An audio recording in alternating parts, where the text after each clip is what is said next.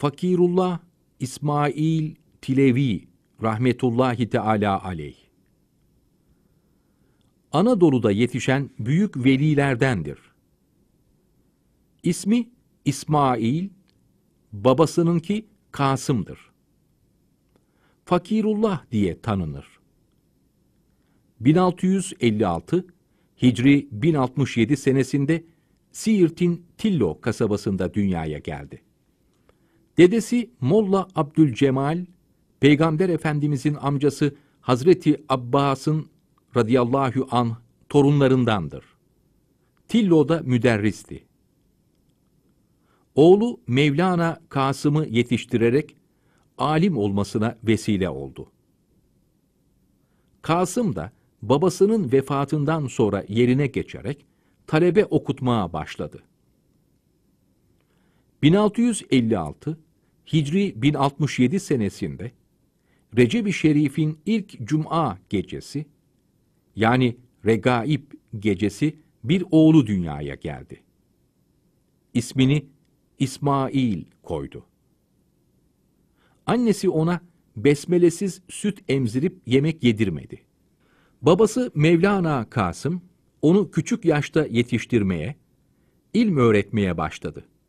İsmail, Fakirullah, 24 yaşına kadar, zahiri ilimlerde alim ve batıni ilimlerde mütehassıs bir veli olarak yetişti. İbadetlerinden büyük bir lezzet alır, zevk ile yapardı. Anne ve babasının hukukunu gözetir, dua ve rızalarına kavuşmak için çok gayret gösterirdi. Babası vefat edince, yerine geçerek müderrislik yapmaya başladı. İsmail Fakirullah rahmetullahi aleyh hazretleri, haramlardan çok sakınır, hatta şüpheli korkusuyla mübahların dahi fazlasından kaçınırdı. Her cuma günü gusül abdesti almayı, yaz kış hiç aksatmazdı. Gecelerini hep ibadetle, gündüzlerini oruçlu olarak geçirirdi. Allahü Teala'yı bir an unutmaz, gafil olmazdı. Rabbini hatırlamak, onun gıdası ve en büyük zevkiydi. İsmail Fakirullah Hazretleri, tevekkül sahibi olup, kazaya rıza gösterirdi. Allahü Teala'dan gelen dert ve belaları, sevgilinin kemendi olarak kabul eder, severek karşılardı. Bütün yaptığı işleri, Allahü Teala'nın rızası için yapar, dünyaya hiç meyletmezdi. Dinin emirlerinden kıl ucu kadar ayrılmazdı.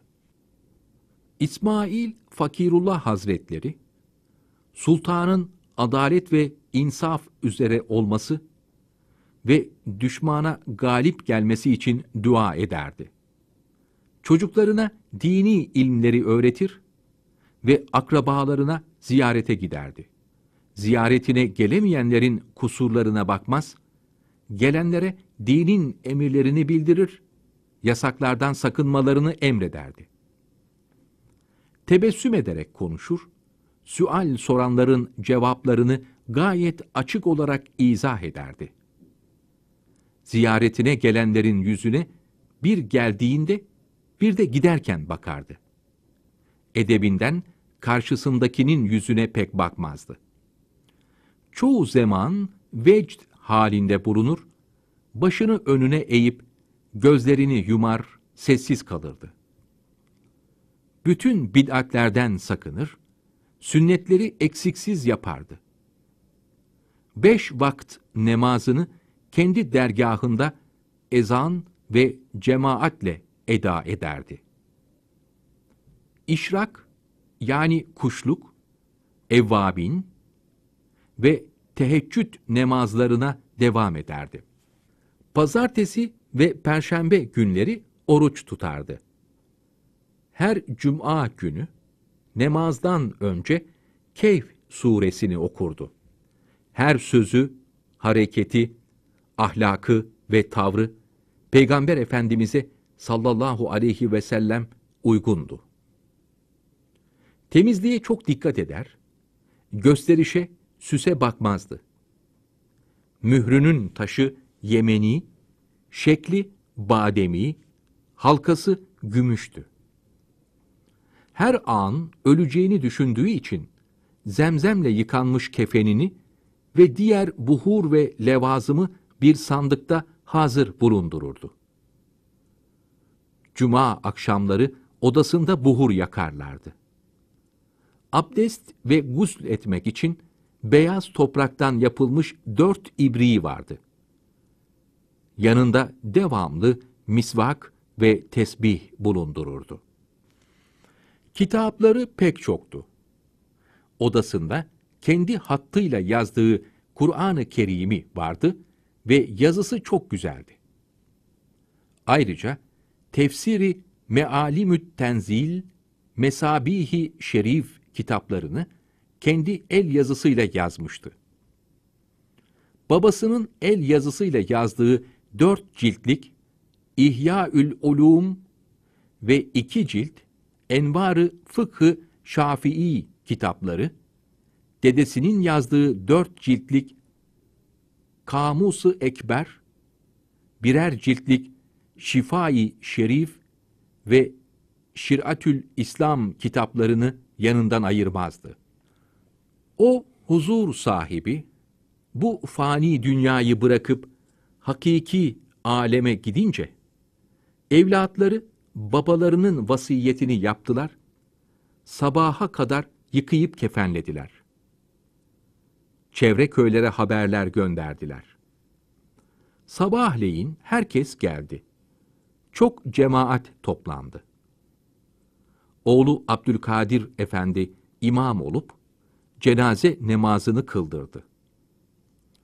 Mezar, talebeleri Molla Osman Efendi ile Molla Muhammed Efendi'nin türbeleri önüne kazıldı ve oraya defnedildi. Mezarı üzerine büyük bir sanduka ve güzel bir türbe yapıldı. Günlerce yakın çevreden gelenler ziyaret edip kabri başında Kur'an-ı Kerim okudular. İsmail Fakirullah Hazretleri buyurdu ki, Allahü Teala'ya tevekkül et, işini ona teslim et. İbrahim aleyhisselam Allahü Teala'ya öyle tevekkül etti ki, ateşe atıldığı halde Cebrail aleyhisselam dahil hiç kimseden yardım istemedi.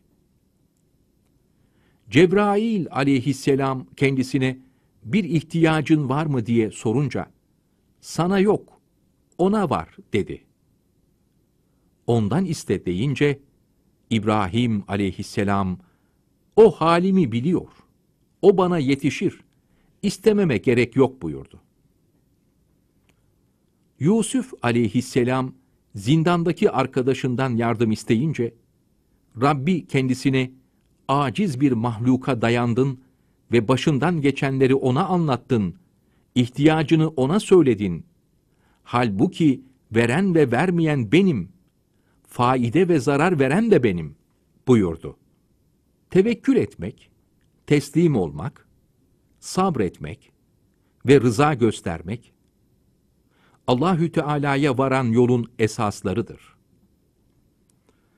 Sabrın başlangıcı çok acı, sonu bal gibi tatlıdır. Allahü Teala'dan razı olandan Allahü Teala da razıdır. Kazaya rıza evliyanın şanındandır. Sevgiliden gelen bela bahşiştir. Bahşişi kabul etmemek hatadır.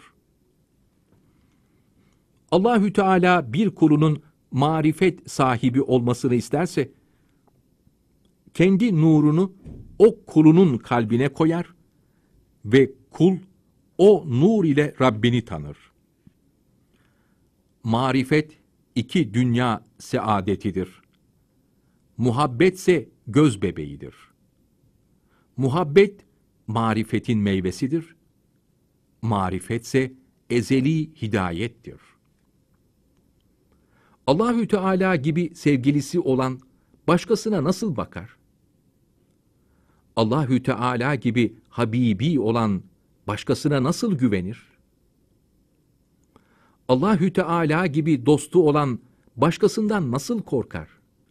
Allahü Teala gibi sahibi, ahbabı olan başkasıyla nasıl meşgul olur? Allahü Teala gibi güzeli olan başkasına nasıl gönül verir? Nitekim Allahü Teala mealen beni sevdiğini söyleyip de kalbinde benden başkası olan iddiasında yalancıdır buyurdu. Allahü Teala'yı seven, Peygamber Efendimiz'i sallallahu aleyhi ve sellem de sever. Peygamber Efendimiz'i seven, ona salavatı çok okur, sünnetiyle amel eder. İbadetlerin en üstünü, Müslümanlara din ilmi öğretmektir. İlmlerin en üstünü de namaz ilmidir. Çünkü o, müminin miracıdır. Sen farzları vaktinde kıl. Mümkünse cemaati de kaçırma. Dünya çocukların oyuncağıdır, hayaldir. Batıl bir rüyadır, haraptır. Her şeyi bırak, Allah'a dön. Yemeği ve içmeyi azaltmak, sıhhat ve rahatlıktır. Uykuyu azaltmak, huzur ve sürurdur. Susmak, açık bir hikmet ve güzel bir haslettir. Dilin susması, kalbin susmasına, kalbin susması, Rabbin marifetine yardımcı olur.